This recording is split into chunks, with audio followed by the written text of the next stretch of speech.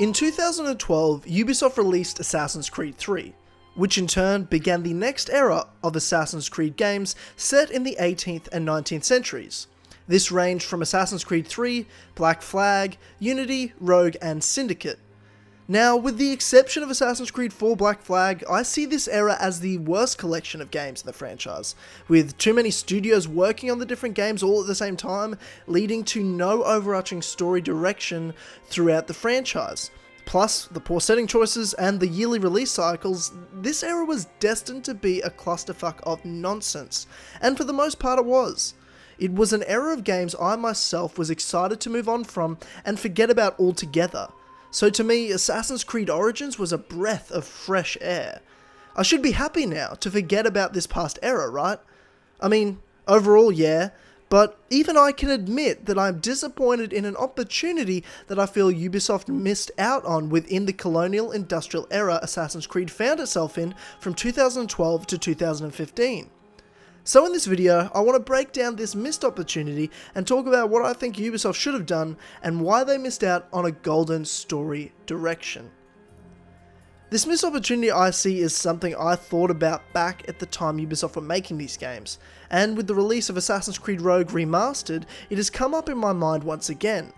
It is something I feel many fans would love to have seen in the game, and never did, and sadly, probably never will. That is the connection between Assassin's Creed Unity and Assassin's Creed Rogue, a game that should have been made in place of Assassin's Creed Syndicate in 2015. But again, due to varying studios making these games all at once, with no clear path ever planned out with all these games to coexist in, this game just never happened. For those who may not know, Assassin's Creed Rogue ends with the main protagonist and Templar Shay Patrick Cormac killing assassin Charles Dorian in Versailles.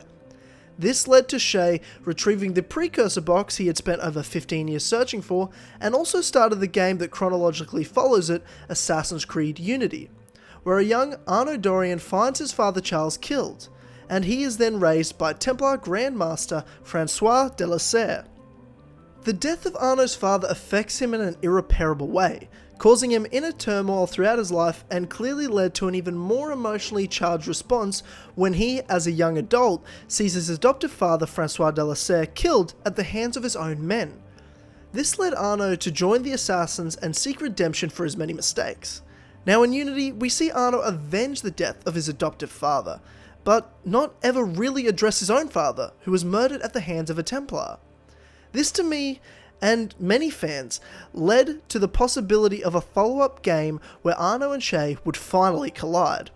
I mean, it makes a lot of story sense. Unity and Rogue released on the same day in 2014, and both had their own separate stories, which I feel connected in a pivotal way. So why didn't we see this come to fruition?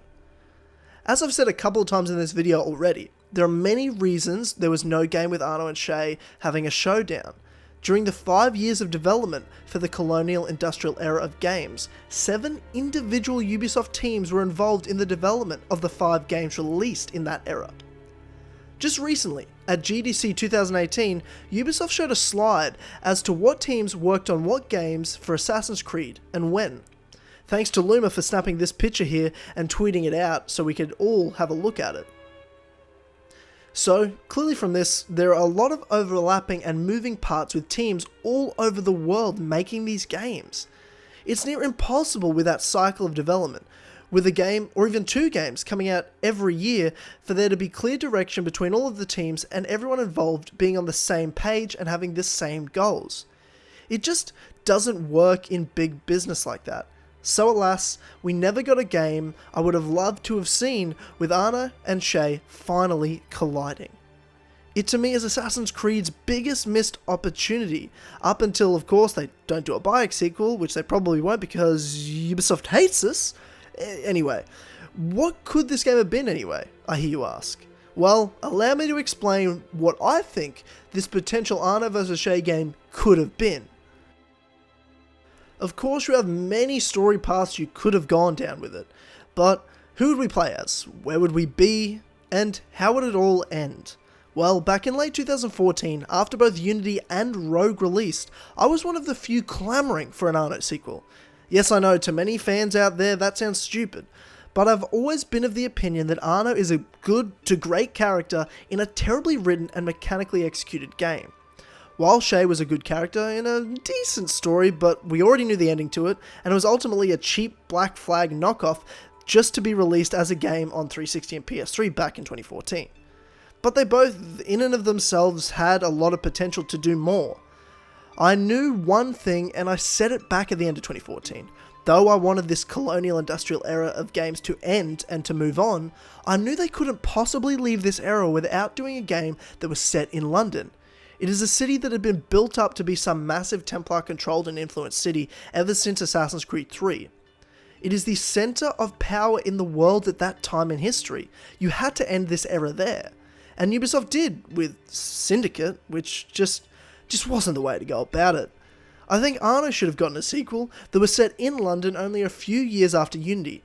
An Arno who's trying to find himself, who trains with other assassins across the world to develop himself as a true master assassin and future mentor of the Order. In London, he would find himself with a weaker brotherhood, who had been pushed further underground by a powerful and influential Templar Order led by none other than Shay Cormac. Imagine a game where Arno is the one proving himself as not to be a boy anymore, but a true master assassin and future mentor of the Brotherhood, by training others and building up the assassins again to defeat a strong Templar influence. Not to have a witless twat like Jacob starting some pointless gang out of nowhere and to just take back London with no consequences and ease. There could have been a game where it was Shay, who's shown as an all-powerful Templar who has greater age, experience, and wisdom on his side, a villain we can care about, as well as a main protagonist. It wouldn't be until far later in the game that Arno learns the truth about Shay and how he killed his father. To see how Arno would react to that news, not out of anger or immaturity like he did with his adoptive father Francois de la Serre in Unity. He has learnt from his mistakes, and he takes a clear head to defeat Shay the right way and for the right reasons, not for revenge, but for the good of the Assassin Brotherhood and the greater good of the people. To see how Shay could be torn once again between both orders as he's seen what they have become, or he could even be a man who is even deeper in the Templar belief system. These two characters, to me, are connected in a way that has meant their story should have ultimately been on a collision course towards the other one. This idea is a game that encapsulates that essence, as well as capitalizes on the setting Ubisoft were in the process of making anyway. Connor defeated Hatham. The Kenways had played their part. The only stories of this era that needed closing was Arno's, Shay's, and London's as a setting. Instead, we got none of that closure, and two new characters that were then forgotten about by Ubisoft after Syndicate released. It's the biggest missed opportunity in the history of Assassin's Creed, and I'm sad that we never got to see this in a game.